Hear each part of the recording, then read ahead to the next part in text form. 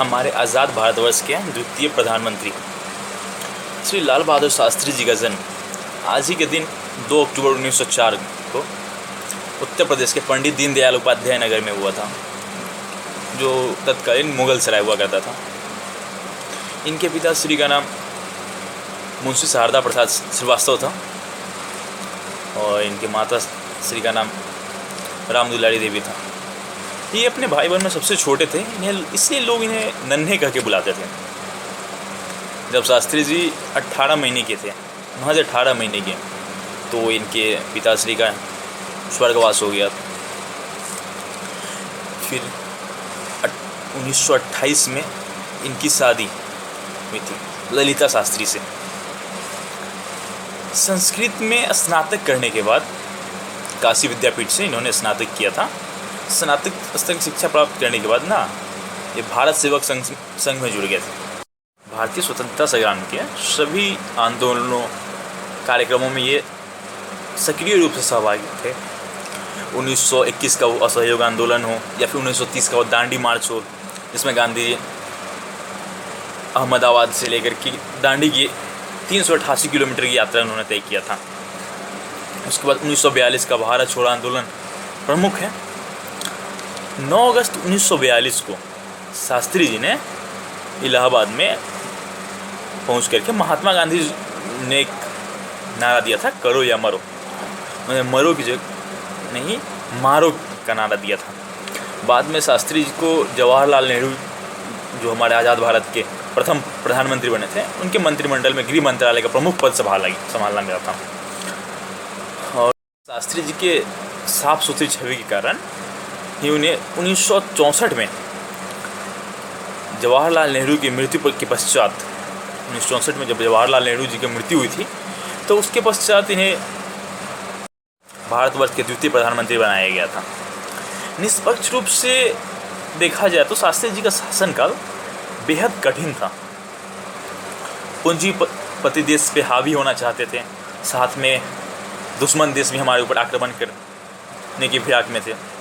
1965 में जब पाकिस्तान ने हवाई हमला स्टार्ट किया था हमारे देश पे, तो परंपरागत राष्ट्रपति ने आपातकालीन बैठक बुला ली। उस बैठक में तीनों रक्षा दलों के, जल थल वायु रक्षा दलों के सेना प्रमुख पहुँचे थे, राष्ट्रपति थे, प्रधानमंत्री थे।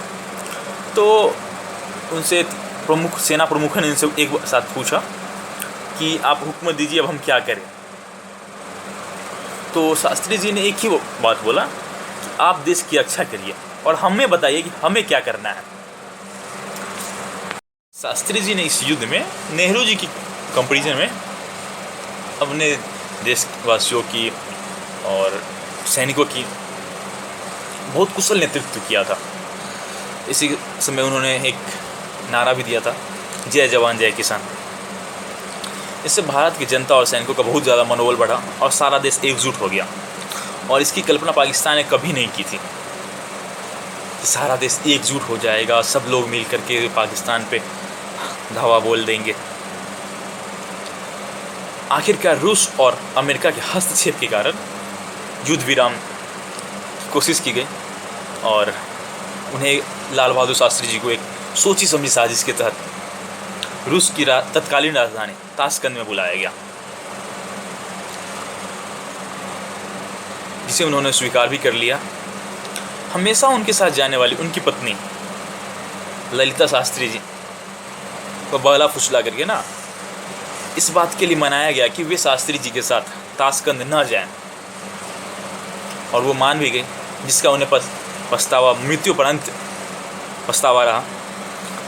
जब ताशकंद में समझौता वार्ता चली तो शास्त्री जी एक ही जीत पे गए थे कि जो भी जीती हुई ज़मीन थी पाकिस्तान से, वो उसे लौटाने के विचार में नहीं थे। लेकिन अंत में अंतर्राष्ट्रीय दबाव के कारण उन्हें उस दस्तावेज़ पे हस्ताक्षर करने पड़े युद्ध विराम पे। लेकिन उन्होंने यह कहते हुए हस्ताक्षर किया था कि जो भी ज़मीन हिंदुस्तान ने पाकिस्तान से जीती है, वो शास्त्री जी की मृत्युपरंत ही किसी और के